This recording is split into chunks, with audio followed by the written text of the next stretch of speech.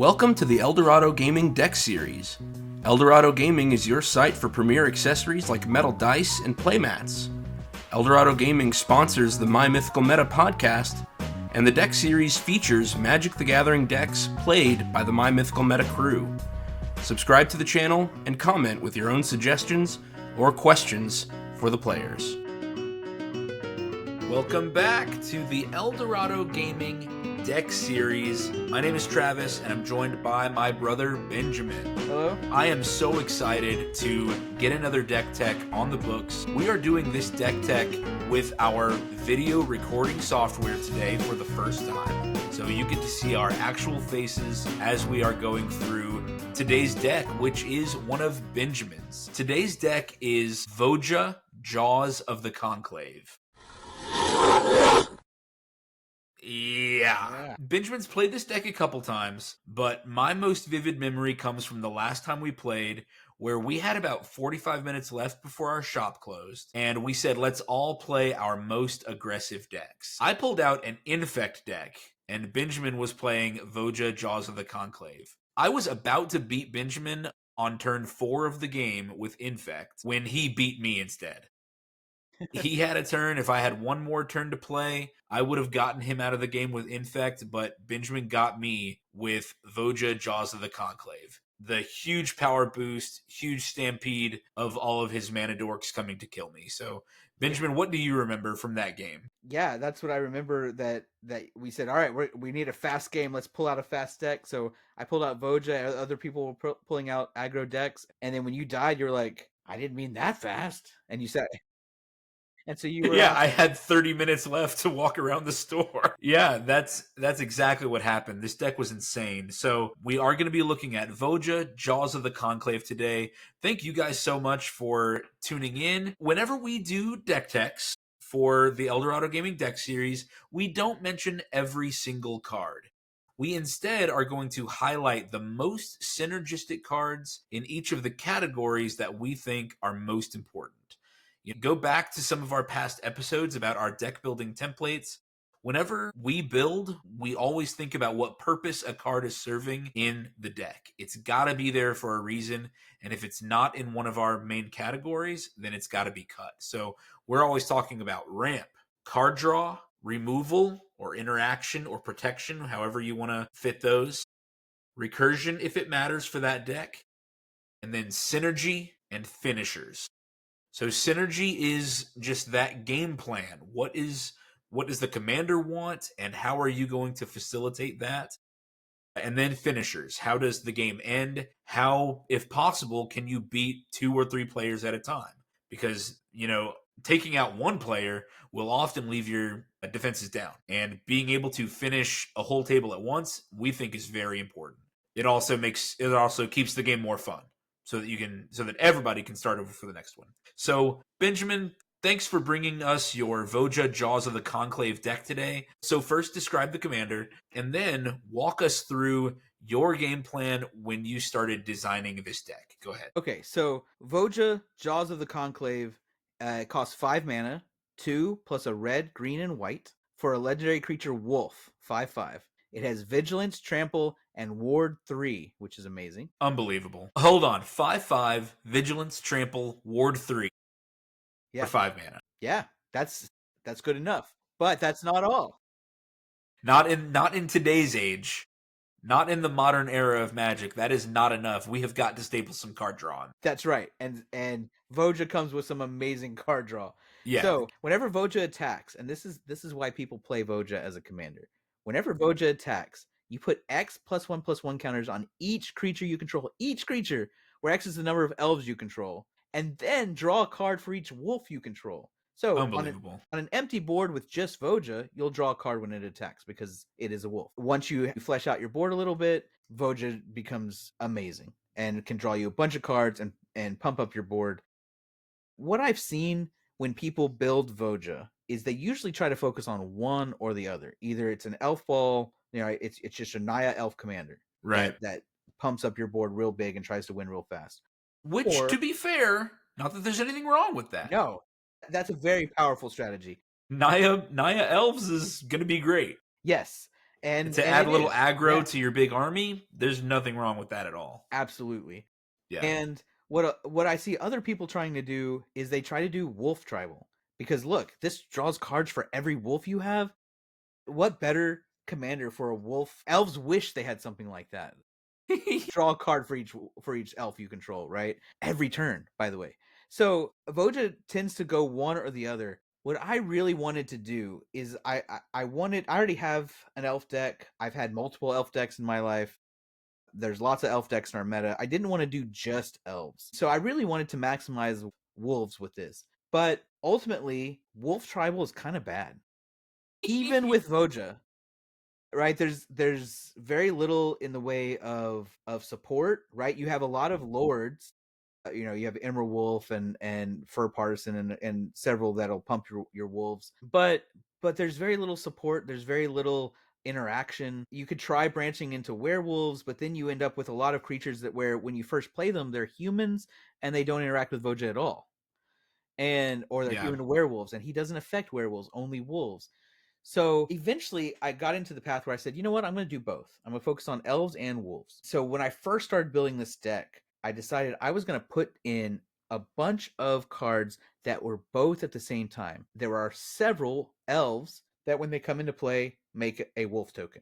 Because Yeah, they're going to increase your creature count for both types at the same time when you play it. exactly. So Yeah. so let's say you have just a simple, it's a an elf that makes a wolf token that's 2 bodies, right? Well, then when Voja attacks, you're going to draw 2 cards because Voja is a wolf and your wolf token, and all of them are going to get a +1/+1 counter from the elf. So to me, it was like, you know what, that's great. Let's maximize those. And there are lots of elves that For do that. sure. And I said, okay. Then I started saying, oh, you know what? Changelings are both wolves and elves. Okay, let's add a bunch of changelings. I eventually pared it down. There are lots of changelings that are bad, but I kept some good changelings in here that they'll cover both. And I think there's 10 changelings in this deck on top of the elves that make wolf tokens. And then I started seeing like, oh, well, if I have 10 changelings, I could actually play any tribe. And I already had a couple of allies. One of my most favorite cards, I'm going to jump ahead here because it's part of Okay. this. In our finisher section, we have a card called Turn Timber Ranger, and it is one of the elves that makes wolves. So it's a 5 mana 2/2. So not great, but what it is when it comes into play, and when it or another ally, it's an elf scout ally, Yeah. it or another ally enters the battlefield, make a 2/2 green wolf creature token. So it'll come into play. Oh, and put a +1/+1 counter on Turn Timber Ranger. So it actually comes in. It's a 5 mana. It comes in and creates a 3/3 and a 2/2. So you get 5 power for 5 mana, but most importantly, you get an elf and a wolf for this deck. Yep. I was like, Comes in okay, on two wait. bodies. Yeah, it comes in on 2 bodies, and every changeling will trigger it. So then I was like, oh man, and then I started adding a bunch of allies to the deck. I eventually said, you know what? Allies are really bad if you don't have your changeling. Basically, to get a critical mass of allies, it stops being a Voja deck. So I eventually cut all but a few allies, but there are some key allies like Turn Timber Ranger that did make the cut that I think we're going to talk about later in this deck tech. Eventually, what you're going to see is this is an elf tribal deck that doesn't have what you see in a lot of elf tribal decks. It doesn't have the lords. It doesn't have the stuff that pumps all your elves +1/+1 or makes a bunch of elf tokens because it doesn't need those, right?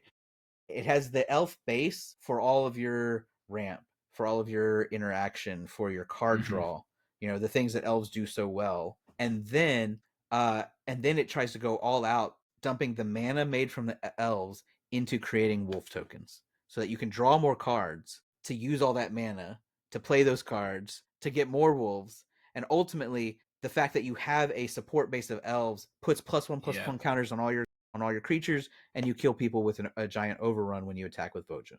So that's the game plan. I find this deck a really elegant and delicate balance between these three factions. Your elves, your wolves, and then I guess the allies. But like you said, there's 10 changelings, and like 4 other allies. So you're kind of hoping to hit them off of your card draw from the commander. I think if anybody else is going to, I think Voja does ask you to do this. He says, let's do elves and wolves. He's asking, can you do both? And I think it's a really delicate, like knob turning, lever pulling, tightening the gear here, loosening the spring elsewhere in order to try to get it to work. And the fact that you beat me in 4, you beat me in 4 turns and Randy in 6. That's a really impressive balance that you've struck here. I think our listeners are really in for a gift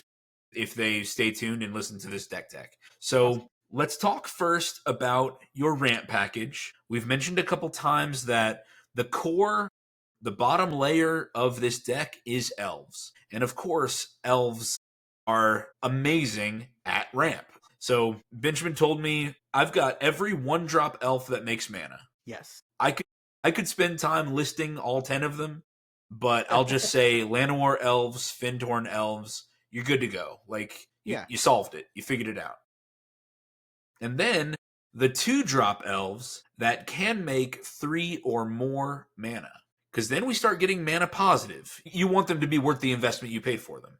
You don't want a 2-drop elf making only 2 mana. I think one of the best 2-drop elves that you've got in this deck is Gyre Sage. Yes. 1 and a green for an elf druid, 1/2. It has evolve. This is an ability that says whenever anything else enters with greater power or toughness, then it gets a +1/+1 counter by itself. Mm-hmm. So it has an ability that's going to give itself a +1/+1 counter. But obviously you've got Voja for this also. Exactly, yes. And then Gyre Sage has the mana producing ability tap, add green for each +1/+1 counter on Gyre Sage. This is incredible because in the early game, as soon as it evolves, it starts giving you 1. Then Voja comes in, and now all of a sudden in your main phase 2, you've got 6 +1/+1 counters on it. Yes. Like at any point in the game, this is a great card that's going to be mana positive almost every time. Mm-hmm. So awesome choice there. Benjamin, tell us about Devoted Druid. So, okay, Devoted Druid is a 2-mana 0/2 elf druid with the ability to tap, add green. But it has a second ability that makes it great in a lot of combo decks. It says you put a -1/-1 counter on it to untap it.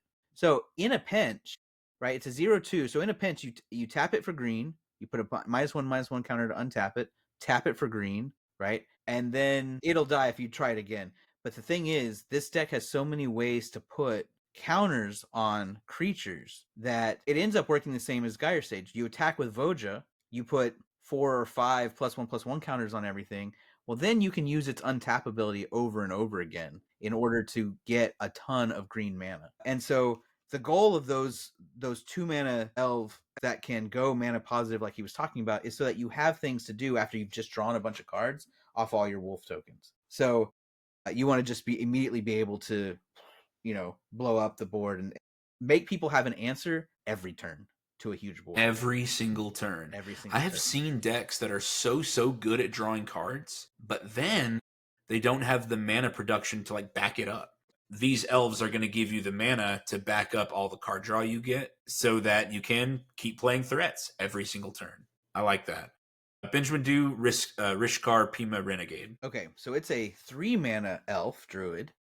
When it enters the battlefield, you put a +1/+1 counter on each of up to 2 target creatures. So this is one of those ways, as you will see, lots of things require +1/+1 counters. This can trigger it. And then each creature you control with a counter on it has tap to add green. So if you swing with Voja and all your creatures, even if this is the only elf you have and all your creatures get 1 counter, now they can all tap for green. So it is yet another way to use those tokens to create mana and play all the cards that you just drew. So Rishkar is an all-star in a lot of decks, man. I mean, it doesn't have to be Rishkar's +1/+1 counter to let something tap for green. All he's doing is checking to see if it has one. Any counter, even a -1/-1 counter. So, yeah. So yeah, if you've got or a vigilance or a keyword counter or anything. Exactly. And so yeah, ultimately this deck has 14 elves that tap for mana and a soul ring. But the goal here is you want to play a 1-mana ramp spell, an elf or a soul ring, and you want to play on turn 2 one of your 2 or 3 mana ramp spells so that you can play Voja on turn 3. That's the goal here. And then you're swinging on turn 4, hopefully knocking someone out. If you played an elf on turn 1, an elf on turn 2, and then you spent your mana for elves on turn 4 and swing with Yeah. Voja, then you got it, right? That it's very possible to build a huge board on turn 4 with that pattern.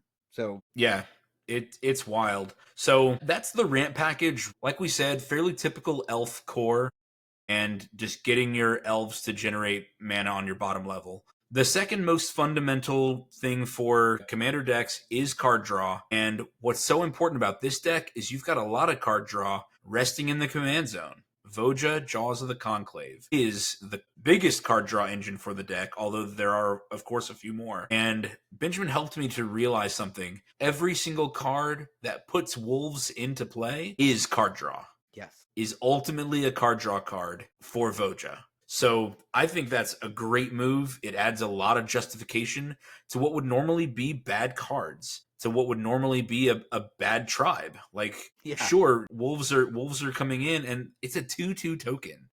yeah, And a lot of wolves don't really do the mass token creation. They just do like 1, 2, maybe 3 tokens at a time. So all of the really big armies that we typically see, goblins, elves, wolves can't really do that. So it's great to have some justification that says you're going to get more payoff than you think each time you make a wolf. And I think yeah. that's really valuable. Tell us about Evolution Witness. Okay, so Evolution Witness is an elf shaman mutant with adapt 2 for 2 mana. So you can pay 2 and take it from a 2/1 to a 4/3.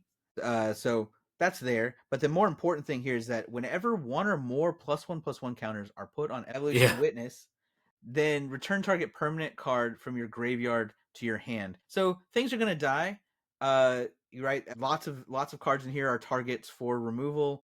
People are going to block. Yep, and you're gonna block, right? Yeah. Especially during the early setup stages. If someone is out aggroing you because you're playing a bunch of 1/1 and 2/2 elves before before Voja has come down and pumped everything, people are gonna board wipe because they're gonna have to. You're gonna force their hand. Evolution Witness says when you attack with Voja, you get something back because it's gonna put a +1/+1 counter, at least one, on Evolution Witness, and of course it has the ability to adapt, which is one way to trigger it the first time, so it can do it on its own if you have that key card and you don't have Voja out. But then also Voja, every time you attack, does it. And of course, we mentioned, Rishkar can put something on there and then get something back. The deck is almost entirely, I think it is entirely, um, yeah, actually, I think it's all permanent. I don't think there's anything that's not a permanent in this deck. That is so cool. So I it can love get back, cards that just lean hard. yeah. And so it can get your fetch lands back. It can get your, if you just want to keep the lands coming. I see So some enchantments, creatures, artifacts. You've got Sundering Growth, which is an the instant. one, okay, it can't get back Sundering Growth. Yep. Oh well. All I right. So think that's the one. yeah, well, Sundering Growth's got to go then. Gotta switch it out. No, I don't remember if we're going to talk about Sundering Growth, but it's a removal spell that can put a wolf into play. That's That why it's also there. populates, yeah. Yeah, it populates. And so anyways, it's not strictly speaking card draw because you do have to have something in the graveyard to get back, but there's pretty much every card in the deck would be a target for it, and so it does keep your hand full. If you, for some reason, you don't have Voja, it is a way to return things from your graveyard to your hand, and it provides some nice selection and recursion there. The next one is Realmwalker. Realmwalker, So good. of course, goes into any tribal deck, but especially this deck because it's a changeling. It is a wolf elf ally. Ally. It is a wolf elf ally. Now you're almost always going to choose elf because there are 30 elves and 10 changelings that can all be used with its thing. So you'll almost always choose elf, but it lets you play the cards from the top of your library if they are elves. And so that gets your support cards into play. Every card that you play off the top of your deck is like card draw because the top card of your library becomes a card in your hand technically, right? It just helps you keeps your deck velocity going, see more cards, and put more cards into play. So I consider cards like that to act as card draw. I've definitely said it on past episodes, but that mindset to me that you taught me has been a level up in my deck building. To be able to look at the top of my deck and keep going. Yeah. Like, because you're right, it's not card draw, but it is deck velocity, and I get to keep going, and it's like that card was in my hand. Yeah, I totally agree. The last one, man, this is just an oldie but a goodie. It's the Beast Whisperer. It's an elf. It's a 2/3. It costs 2 green. So it's an elf. It's gonna tick up your elf count, and it just says whenever you cast a creature spell, draw a card. Yep. What's not to like here? You know, just every time you cast a creature spell, you draw a card. Cast a wolf, draw a card. Cast an elf, draw a card. Cast an ally, cast whatever else. It simply doesn't matter. Every time you cast a creature, your hand is getting refilled. Every creature is a cantrip with the Beast Whisperer. So there's not a lot to talk about there, but definitely a core piece. Beast Whisperer is $2.82 on TCG Player. With your shipping, you're looking at $1.40 something. So it's a $4 card. Man, if you want your hand to stay full, it's nice. Absolutely. And this deck, it's nice to have, has over 50 creatures in it, so pretty much every other card is triggering the Beast Whisperer. Precisely. Keep the cards coming.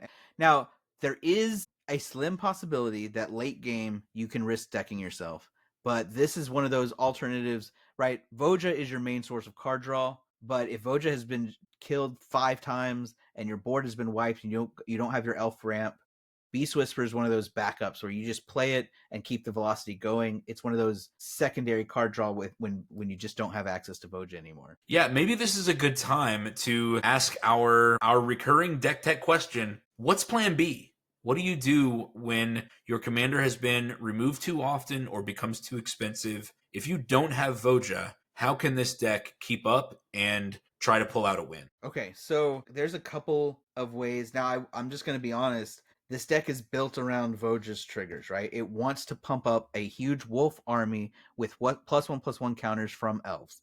That's the goal. It does have an infinite combo that does not rely on Voja, and if you don't have Voja, you're gonna hope to luck into it. This deck is not built on searching your library for specific cards. The card draw does seem to be a little slim without Voja on the board. Is that right? Yeah. So this deck, other than Voja, only has 8 card draw spells, which is a lot fewer than I normally play. But it's because Voja, if you can get 1 attack off, is going to draw. Usually, is going to refill your hand. That's the goal of this deck. You're rarely playing Voja into an empty board, right? Because why?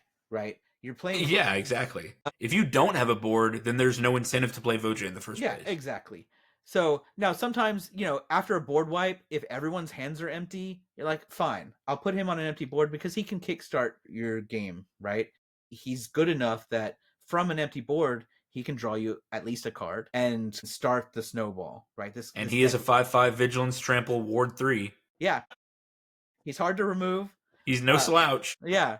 But typically in the early game, you're not playing him into an empty board. You don't want to. You're trying to set up the board so that you can play him and go, right? But if for whatever reason that's not working, so this is going to be later in the game. By then, hopefully you've drawn one of your other engines. Hopefully you've drawn your Evolution Witness that can recur a bunch of stuff from your graveyard. Hopefully you've drawn a Beast Whisperer, which itself can just chain because you have so many creature cards. Or if you've got, I was going to say, if you've got Evolution Witness, let Voja go to the graveyard. Yeah, make him cheaper to recast. And then just pop him right back into your hand and try again. Yep. Yeah. So I have another, there's Ranger class, which does the same thing, lets you play cards from the top of your library. So between Realm Walker and Beast Whisperer, that can pretty much draw your whole deck if you play things in the right order. And so there are ways that you can draw without Voja, but you're right. The card draw itself is fairly sparse because the goal is that you play Voja, you get 1 swing in, refill your hand. And if you ever get to swing with Voja, then, on a medium board, if everyone has spent 3 turns building a board and then you get to swing with Voja, the idea is that your army is huge and now it has to be answered and you've refilled your hand. You don't have to play out your hand. You wait Well, because your board gets bigger every time you swing without you playing a single thing, and they Yes. have to answer it. And until they answer it, just keep your hand stocked, right? Play a few things so you don't have to discard the hand size, and otherwise just keep. And then when they answer it, you do it again. Make them answer it again. Now, with that said, there are a few things where if Voja just, for whatever reason, they found a way to prevent you from ever casting him again. There are a few things, right? There are lots of cards in here that put +1/+1 counters on things. So you can use Shalai and Halar to just do direct damage to your opponents. Shalai and Halar is a 4-mana, 1 and a red, green, white for a legendary creature, Angel Elf. So I had forgotten it was an elf. it's an elf. I thought it was just there because of that +1/+1 bolt ability, but I forgot it was an elf. It's an elf. So if you've got just Shalai and Voja, it'll trigger its ability. It's a 3/3 with flying and vigilance, but That's so whenever funny. one or more +1/+1 counters are put on a creature you control, any creature, Shalai A and single Halar, creature. a single creature, Shalai and Halar deals that much damage to target opponent. So if you've got, let's say, 3 creatures, you've got 2 elves plus, you've got this, another elf, and Voja. Okay, Voja's gonna attack. You're gonna get 2+1/+1 counters on each of those 3 creatures. Shalai and Halar is gonna ping for 6 damage to somebody. For 6, just with that small board, right? You might Shalai and Halar in turn 4. Any random elf mana dork into Shalai, into Voja, swing, and you're gonna hit people for direct damage. But even if you don't have Shalai and Halar, you might have this other one, right? We've got Champion of Lambholt. Champion of Lambholt can get you the win in a couple ways. The main one is creatures with power less than Champion of Lambholt's power can't block creatures you control. Now it's a 1/1 to start, but if you attack with Voja, a bunch of counters get put on it, and then suddenly all your opponents can't chump block anymore. They're having to put real creatures in the way of your token army. Benjamin, I've got one thing to say about Champion of Landholt. A human? Yeah, Sick. this is one of the very, very few cards that is not an elf or a wolf. Yeah, but it's just so Nothing. good because whenever another creature enters the battlefield under your control, you put a +1/+1 counter on it. So if you have a card that's like elf plus wolf, Yep. it's putting 2 counters on this. And now everything with power less than 3 can't block your stuff, right? And that's just one time. Well, then that can also trigger Shalai and Halar. Every creature that comes into play is pinging somebody for damage, right? And then Turn Yeah, Timber walk us Ranger. through this infinite. This is gorgeous. Turn Timber Ranger, we mentioned earlier, not that great by itself. It's nice that it's a consistent way to put wolf tokens into play. It gets +1/+1 counters anytime it or another ally comes into play. So yet another way to trigger Shalai and Halar or some of your other +1/+1 counter matter things. But if you have Maskwood Nexus, which is a 4-mana artifact that says creatures you control are every creature type. Every creature type includes allies. So Turn Timber Ranger creates And a wolf. elf. And wolf. Yes, they're all allies, they're all elves, they're all wolves. So it's in here because it turns all of your creatures into all the creatures that matter. You will put a +1/+1 counter on each creature you control for each creature you control, and you'll draw a card for each creature you control. And it also has the ability to pay 3 and tap it to create a 2/2 changeling. So it can by itself fill up your board so that you can draw cards and get +1/+1 counters. This plus Voja by itself is an army in a can, right? Yeah. You're building up your board, you're drawing cards. It's amazing. With Turn Timber Ranger, right? Remember, whenever an ally enters the battlefield under your control, it gets a +1/+1 counter, and you create a 2/2 wolf token. Well, that wolf token with Maskwood Nexus is also an ally, so it triggers Turn Timber Ranger again. That wolf shows up. He's got ropes all around him. He's got a dagger in his belt. He's got a grappling hook. This wolf is ready to adventure. There you go. And that triggers Turn Timber Ranger to put another wolf, which then triggers Turn Timber Ranger to put another wolf ally. And it goes as big as you want. And thankfully, I've always thought, well, I've got to have some way to stop the combo. No, Travis pointed out to me that Turn Timber Ranger is a May. So when your board is big enough, your Turn Timber Ranger is a 1 billion, 1 billion. Yeah. And you've got your billion wolf tokens, you can say, all right, I'm good. And now, once again, they have to answer it. In the meantime, you might be pinging them with Shalai. You might be, if you've got that. Just staring at them menacingly. Yep. There's several other things here. Tuk Tuk Scrapper, which I'm going to get to later, will deal damage equal to the number of allies you control. So that infinite combo can do stuff that way. There's stuff where you can ping for the number of wolves you control. That infinite combo, right? It's an accidental. I drew both. Great. They both do great on their own, but it is a way you can win the game without Voja because just everything has synergy with wolves and elves, which these two cards can do together. And then, oops, I win when you've got them both. I think it's awesome. I think it's really beautiful. You mentioned Tuk Tuk Scrapper. Let's go ahead and do that and get into your interaction section. How do you protect what you've got and get rid of your opponent's threats? Okay, so because I went so creature heavy, so I really made an effort to put all my removal onto creatures. One way that wolves does that really well is with fighting. There's lots of cards that say your wolves fight others, and one of the best examples of that is Tolsimir. There are actually 3 copies of Tolsimir in here. But Tolsimir Friend to Wolves is 5 mana, so it's 2 green, green, white for a 3/3 elf scout that whenever it enters the battlefield, you create a 3/3 green and white wolf creature token. A legendary one. It's actually Voja Friend to Elves. So another version of Voja. We've got a multiverse of madness problem here. Yes. Voja's going, you? They're Well, after me. the They're whole after you? and you know the whole reason Voja's so upset here, the Jaws of the Conclave, is because something happened to Tolsimir. Yeah. So in this deck, we've got 3 Tolsimirs that each can create their own Vojas. So it's possible to have 4 Vojas in play at once. But what's love great it. about this Tolsimir is it says whenever a wolf enters the battlefield under your control, you gain 3 life, and that creature fights up to 1 target creature you don't control. There are a lot of ways to make wolves in this deck. Wolf tokens just coming in from every direction. And so every single one of them will gain you 3 life. Your life total can explode this way, and fight a creature you don't control. So sometimes that means you're going to be throwing 5 wolves at some of their bigger threats, but hey, you've got the wolves to spare. Your wolves will be big, hopefully. But anyway, so that's one way to deal with creatures. You've got cards like Tolsimir, Master of the Wild Hunt. You can look that one up, but that lets you tap it to have all your wolves attack something. There's a few other cards that do that as well. In fact, I think one of the other Tolsimirs does that. Yeah, wolves are pack hunters, man. Yep. Let them swarm. Okay, and now we'll go back to our ally here. Tuk Tuk Scrapper says whenever it or Goblin? another, it's an ally though, so it triggers from your allies and it Yeah. triggers from your changelings. But Yeah. most importantly, one of the reasons why this one made the cut when so many other allies didn't is because it does something on its own, right? When it or another ally enters the battlefield under your control, destroy target artifact. If that artifact is put into a graveyard that way, it deals damage to that artifact's controller equal to the number of allies you control. Well, if Tuk Tuk Scrapper is the only thing you have, okay, fine, it deals 1 damage. But the point is that it's a 4 mana 2/2 that when you play it destroys an artifact. That's not a great rate, but the fact that every other ally you play lets you do it again, you can keep the board clear.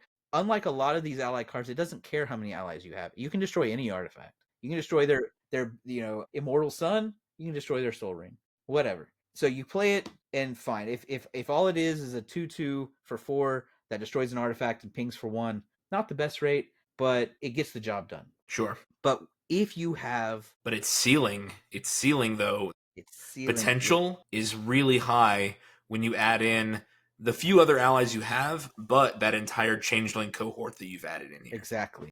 Yeah. And a lot of the changeling cards make changeling tokens. It can be more than that, right? Like your Maskwood Nexus, every time you tap it to create your little changeling token, oh, you get a Tuk Tuk Scrapper trigger. The irregular cohort will trigger Tuk Tuk Scrapper twice because it's a changeling that also creates a changeling token. So yeah. So there's ways to recycle your allies or get ally triggers if your evolution witness can be getting back the 1 ally you have in your graveyard, right?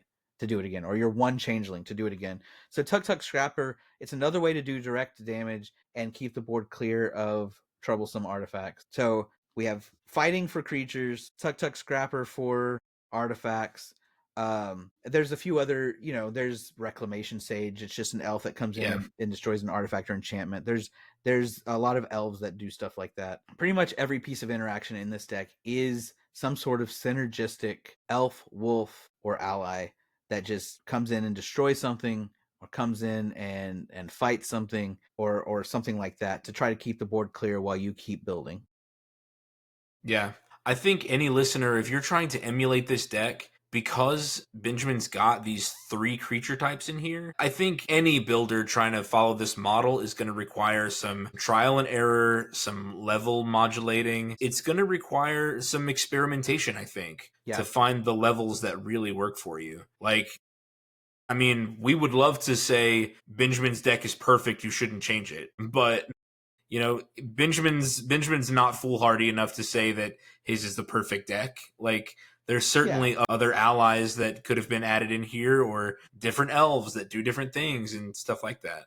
I'm gonna say it wouldn't hurt my feelings if you cut the ally package completely, right? It's actually only 5 cards, and one of them is one I would say to keep, which is the Turn Timber Ranger. I'd keep that Yeah. one because it's an elf plus a wolf. I originally had a bunch. I originally had like 15 allies, and I ultimately cut it down to the 5 that are in here because they are allies that are good on their own, and it's fine if you never draw another ally. Yeah, it's fine if they never trigger again. You can play them; they'll have a big effect, and then if they never trigger again, then Yeah, well, what do you do? exactly. So like Resolute Blade Master, it's an ally with rally. When it or another ally comes into play, all your creatures get double strike. Well, okay, it doesn't fit to the creature types. It's not an elf or a wolf, but you know what? If I've got a token army and then the only ally I ever play is that one, well, I got a one turn with all my creatures having double strike. That could end a game.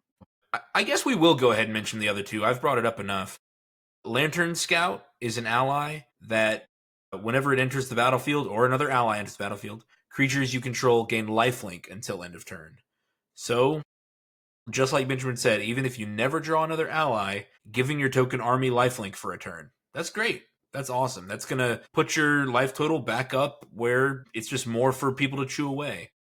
Another one was the Hero of Goma Fada. 4 and a white for a human knight ally 4/3. When Hero of Goma Fada or another ally enters the battlefield, creatures you control gain indestructible until end of turn. Awesome. Like, Yeah. I mean, there's just nothing wrong with that. Right. There will I be don't think. times, no, there will be times where you're reluctant to swing with Voja because maybe they've got Mm-hmm. a bunch of death touch creatures or stuff like that. Hero of Gomafada, if all it does is you play it one time and it allows you to swing without worry with Voja, it did its job.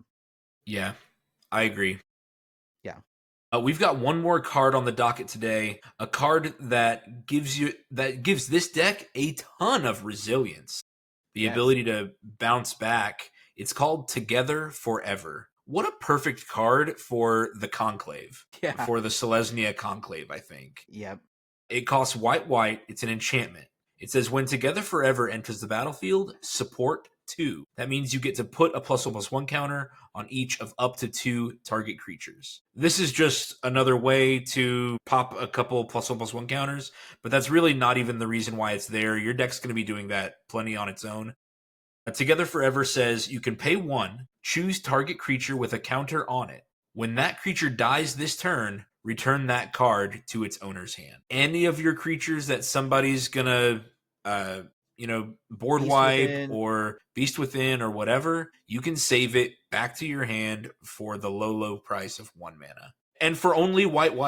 Like, yes, there are other cards, I think, that do some of these things better, these recursions that maybe they instantly regenerate, or I think green has some things like Oh, that. yeah. Yeah. But for white and then 1 each time you need it, that is a price that I think is hard to beat. I love it. To get it back into your hand, that way you can be getting more enter the battlefield triggers that Yes. you've been talking about with all your elves and wolves. So recasting, I think, is important in some cases. Yes. And this deck has, like I said, 15 ramp cards, and most of those ramp cards add more than 1 mana. And so you have the mana to spend on recasting and having this 1 mana up to save your creatures. It's great. So I like how it plays into the +1/+1 counter theme while also being a way to keep your deck resilient. It's pretty good. Yeah, I think this is awesome. Benjamin, give us one final rundown, some words of wisdom about Voja, Jaws of the Conclave. Oof. Well, he needs Tolsimir back. But okay. Yes, So poor boy. He's a good boy. So ultimately, Voja wins the game by having a lot of creatures. You need elves or you need wolves. And so it can go really fast because elves can go really fast. And Voja really loves having a lot of wolves in play because it makes your army huge. But it solves one of the biggest problems that elves has, which is when you've got all that mana, what are you going to spend it on? Voja says spend it on wolves and draw a bunch of cards. And so for me, I was so happy I pulled Voja in a pre-release pack. Nice. I think Was it your stamped pre-release card or just one of your pre-release packs? No, it was one of the pre-release packs. It's not stamped, unfortunately. Yeah. But I got it very early on. I didn't buy a whole lot of Murders at Karlov Manor, if I'm being honest. Yeah. But it was a period of Magic called Magic the Hattening, where they were like, let's just put fedoras and cowboy hats on all of your favorite Magic characters. Right. It was the year of cosplay for Magic. Yes. Yeah. And so, but when I pulled it, I said, you know what, this card is beautiful. I've always had a thing for wolves in particular, and could never make it work. And Voja has made my dream come true. And some of my favorite cards are in this deck because Voja makes it possible. So if you like decks that can go fast, if you like decks that draw a lot of cards, if you like decks that can let creature types that don't seem like they should be able to play together, yeah, Voja's the deck for you. Very cool deck. Benjamin, thank you so much for walking us through. You're welcome. We say this every time. You're one of our meta's best deck builders, so I love these peeks inside your mind. Listener, if you're interested in this deck list, it will be in the description. If you've got further questions, you can send us emails at mymythicalmeta@gmail.com. We've got a Patreon, patreon.com/mymythicalmeta. And of course, tune in next time for a good deck. All right, bye. Thank y'all. Bye, thanks. This episode was sponsored by Eldorado Gaming. Use the promo code META for 10% off your order. Please like, comment, subscribe, and share. This episode was edited by me, Travis Konishek, and our intro and outro music is by Tyler Heath of the Oh Hellos.